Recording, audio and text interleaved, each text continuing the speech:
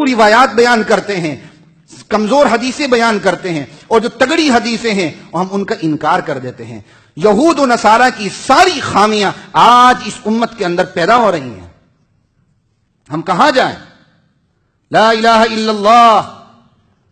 تو حضرات محترم بات یہ ہے، اسلام اپنی شناخت برقرار رکھنا چاہتا ہے، اور اسلام آخری کامل اور مکمل دین ہے، لیکن اسلام اپنی شناخت برقرار رکھتے ہوئے نہ کسی کو اپنے مذہب میں زبردستی داخل کرتا ہے، نہ کسی کو داخل ہونے دیتا ہے زبردستی۔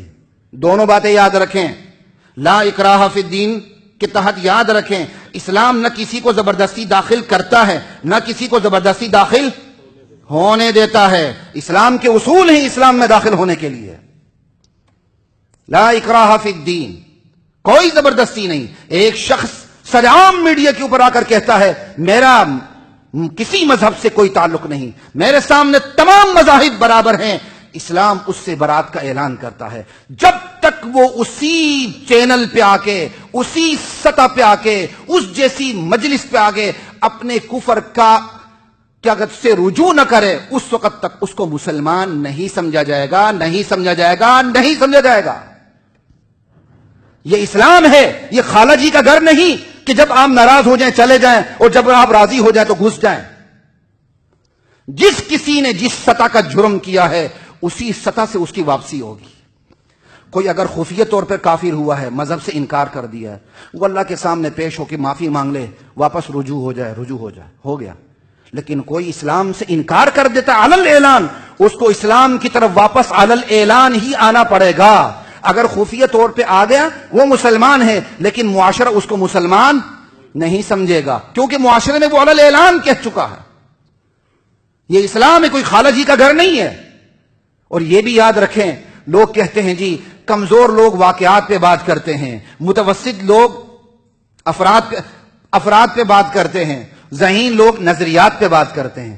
اللہ کے بندو ایسی پھلجھڑیاں نہ چھوڑا کرو۔ اسلام افراد پہ بھی بات کرتا ہے، نظریات پہ بھی بات کرتا ہے، واقعات پہ بھی بات کرتا ہے، فوکس نظریے اور فرد کو کرتا ہے، کیونکہ انسانی ہدایت شریعت کا اصل مطمع نظر یہ ہے۔ انسانی ہدایت جہاں افراد پہ بات کرنی ہو افراد پہ کرتا ہے، جہاں نظریات پہ بات کرنی ہو نظریات پہ کرتا ہے، جہاں صرف نظریات پہ بات کرنی ہو وہاں صرف نظریات پہ بات کرتا ہے۔ وقت مختصر ہے، 2-3 منٹ آپ کے لوں گا، صرف آپ کو اشارہ کرتا ہوں۔ فرعون نے موسیٰ علیہ السلام سے کہا ذرا بتائیں جو پہلے ہمارے اس معاشرے کے بڑے بزرگ گزر چکے ہیں، چیدہ ہمارے قداور لوگ، ان کے بارے میں آپ کا کیا خیال ہے؟ قال فما بال القرون الاولی۔ چونکہ ان افراد کے ساتھ نظریات کا کوئی تعلق نہیں تھا کہ وہ نظری کا علم بلند کر کے آئیں، موسیٰ علیہ السلام کو ان کی تردید کی ضرورت ہی نہیں پڑی۔ علمها عند ربی فی کتاب، ان کا اعمال لوح محفوظ میں سب کچھ ہے، اللہ کے پاس ہے، جیسے اعمال ہوں گے ویسا حساب ہوگا۔ جبکہ ابراہیم علیہ السلام کی بات آئی، ابراہیم علیہ السلام کہتے ہیں تمہارے اور تمہارے بڑے گمراہ تھے، سن لو، یہ قرآن کے الفاظ ہیں۔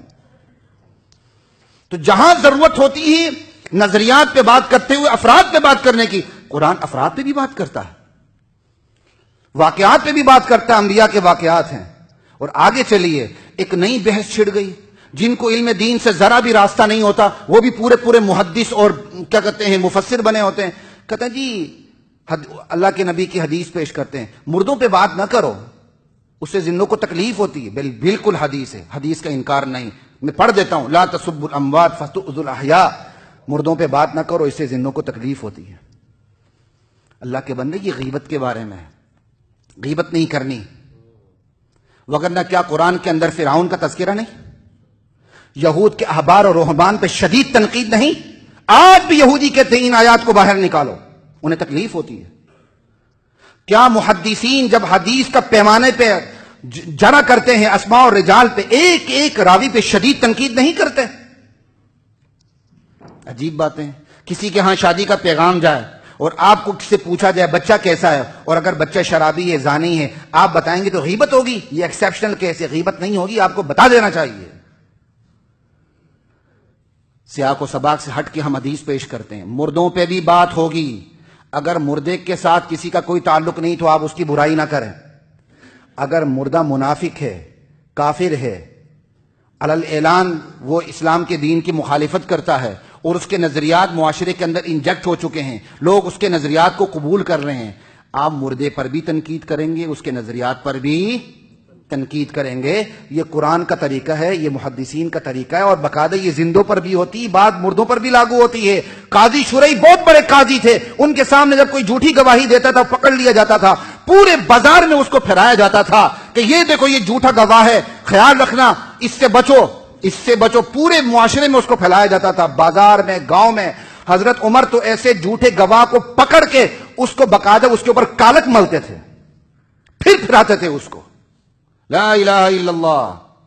ہم نے سمجھا ہوا پتہ نہیں یہ دین کیا ہے. اور ایک بات یاد رکھیے، میں نے آپ کو پہلی بات بتا دی، اسلام آغاز فرد کی نظریاتی زندگی سے کرتا ہے. یہی اسلام کی امتیازی شان ہے، محض اخلاقی زندگی سے نہیں کرتا.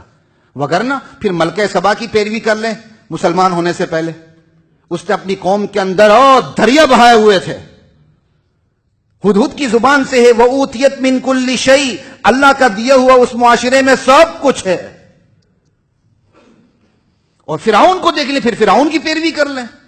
فرعون کے بارے میں اللہ بتاتے ہیں وَنَادَى فِرْعَوْنُ فِي قَوْمِهِ، موسیٰ علیہ السلام کا مقابلہ کرنے کے لیے فرعون نے کہا یا قوم، اے میری قوم. موسیٰ علیہ السلام کا مقابلہ کرتے ہوئے کہہ رہا أَلَيْسَ لِي مُلْكُ مصر، کیا یہ مصر کی بادشاہت میری نہیں؟ وَهَذِهِ الْأَنْهَارُ تَجْرِي مِن تَحْتِي، اور یہ دریا اور یہ نہریں جو میری سلطنت میں بہہ رہی ہیں تمہیں خوشحال کیا ہوا ہے، یہ تمہیں نظر نہیں آتی. افلا تبصرون، تمہیں سوچتا نہیں ہے. ام انا خیر من هذا الذي هو مهین، میں بہتر ہوں جس نے تمہاری انسانیت کا، معاشیات کا خیال رکھا ہوا ہے، یا یہ ذلیل موسیٰ بہتر ہے؟ نعوذ باللہ من ذلک. ایجنڈا سماجیات نہیں ہے، اخلاقیات نہیں ہے، ایجنڈا نظریات ہیں. نظریات کے جنڈے تلے پھر اخلاقیات بھی، سماجیات بھی، معاشیات بھی، معاشرت بھی، سب کچھ آئے گا.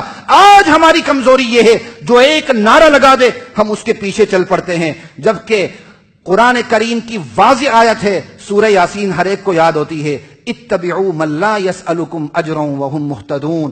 لوگوں، ان لوگوں کی پیروی کرو جو اجر نہیں مانگتے. ایک تو وہ مخلص ہوتے ہیں، دوسرا وہ ہدایت یافتہ بھی ہوتے ہیں. ضروری نہیں جو اخلاص سے بات کرے وہ ہدایت یافتہ ہو، اور ضروری نہیں جو ہدایت یافتہ ہو وہ اخلاص سے بات کرے. اخلاص بھی ہونا چاہیے، ہدایت یافتہ بھی ہونا چاہیے. اللہ نے یہ معیار دیا ہے. اللہ نے یہ معیار نہیں دیا کوئی انسانی حقوق کی بات کرے، انسانیت کا ایجنڈا لے کر آئے، غریب کا خیال رکھے اور ایک کیا کہتے ہیں گھر کھول لے، اس کے اندر تھوڑی بہت ادھر ادھر کرے، اور آپ اس کے تمام ہندوانہ نظریات کو بالا طاق رکھتے ہوئے شاعر اللہ کی توہین کریں، اسلام کے خلاف عملی مظاہرہ کرتے بڑھیں.